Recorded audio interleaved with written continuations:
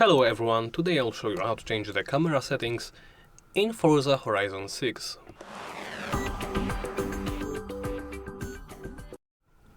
Let's begin by opening the options menu.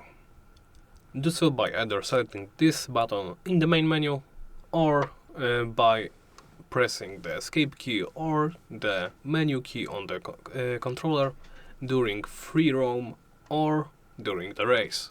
This will bring you up to the pause menu. Here select in the middle bottom portion should be the options menu. This will take you to this menu right here. From there simply navigate to the HUD and gameplay. In here scroll down and look for the camera options.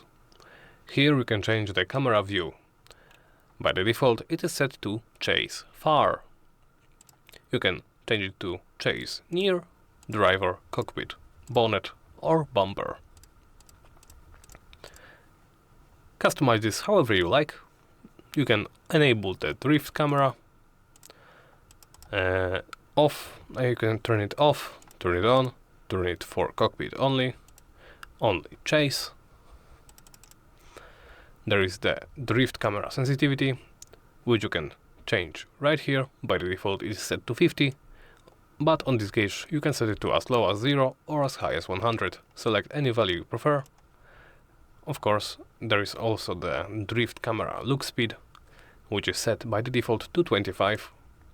You can also set it to either 0, 100 or any value in between.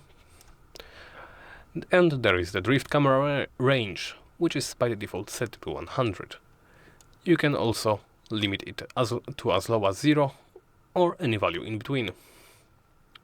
After you make your changes, let's say I want to change the camera view to chase near, I simply hit the save option. For me it's a spacebar. This will save the changes. There is also another way to do this.